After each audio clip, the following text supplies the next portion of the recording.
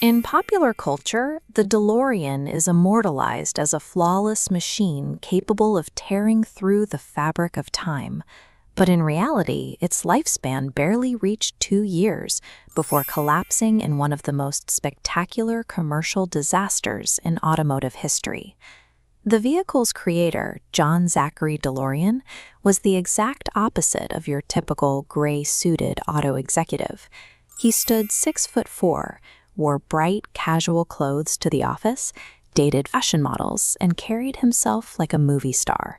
He had the resume to back up the flash.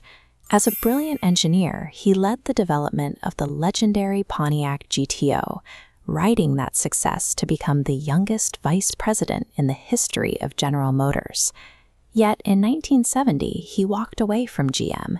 He wanted to build an entirely new kind of vehicle, a safety-minded sports car wrapped in unpainted, brushed stainless steel, accessed through dramatic gull-wing doors. The early prototype promised an elite driving experience.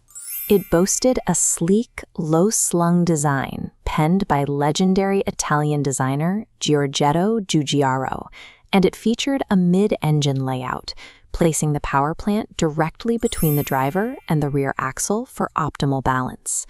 Taking a custom prototype and scaling it up for mass production is incredibly expensive.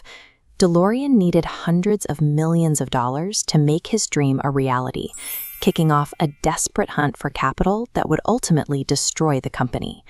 To get off the ground, DeLorean courted private investors, relying heavily on his personal charisma to secure seed money from Hollywood celebrities like Johnny Carson and Sammy Davis Jr. But seed money wasn't enough to build a factory. The lifeline came from an unlikely source, the United Kingdom's Labour government, which offered the equivalent of $120 million. They were desperate to create industrial jobs to stabilize a deeply troubled region. The catch was severe. To get the money, DeLorean had to build his state-of-the-art facility from scratch in Northern Ireland. He would have to staff the assembly line with a local population that was actively engulfed in sectarian violence. Attempting to launch a high-tolerance precision manufacturing plant is difficult under perfect conditions. Doing it in the middle of an active combat environment, surrounded by bombings and military patrols, was nearly impossible. Before a single piece of stainless steel was stamped, the entire enterprise was built on unstable ground, reliant on risky geopolitical maneuvering rather than sound business practices. Meanwhile, the engineering team hit a wall. DeLorean had banked on using a novel manufacturing technique called elastic reservoir molding to keep the car light and easy to produce. They soon discovered the unproven process was completely impractical for their needs. In an emergency, DeLorean hired Lotus founder Colin Chapman to completely re-engineer the car. Chapman scrapped the original concept, opting instead to attach the stainless panels to a heavy fiberglass underbody. The redesign triggered massive production delays. The setbacks cascaded into the engine bay. After failing to secure a powerful rotary engine, the team settled for a V6 co-developed by Peugeot, Renault, and Volvo. Worse, to meet strict U.S. emission standards, the engine had to be choked down, dropping its output to a very modest 130 horsepower.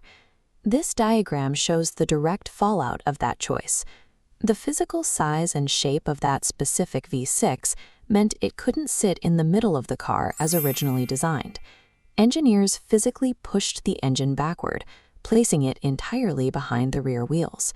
That single adjustment threw off the car's balance. Suddenly, 65% of the vehicle's weight was concentrated over the rear axle, severely degrading its handling and driving dynamics. Even the vehicle's signature stance was compromised. Late in development, U.S. highway safety regulations mandated higher bumper and headlight positions. With no time or money to redesign the front end, workers simply raised the front suspension, giving the car an awkward nose-up tilt. What rolled off the assembly line was no longer an elite sports car. It was heavy, sluggish, and stitched together, a physical reflection of a company surviving entirely on forced compromises. When the DMC-12 finally hit the market, reviewers quickly noted its underwhelming performance. Instead of waiting for annual model year updates, the panicked factory began issuing a chaotic series of on-the-fly upgrades to fix glaring design flaws. For instance, the heavy gull-wing doors frequently failed to turn off their perimeter lights when closed. Combined with an incredibly weak factory alternator, the car would simply sit in the driveway and drain its own battery dry. As sales stalled, the cash completely dried up. DeLorean attempted one final, desperate corporate restructuring to save the business, but the U.S. Securities and Exchange Commission, lacking faith in the company's viability, blocked the move. Cornered and out of options, John DeLorean fell into a trap.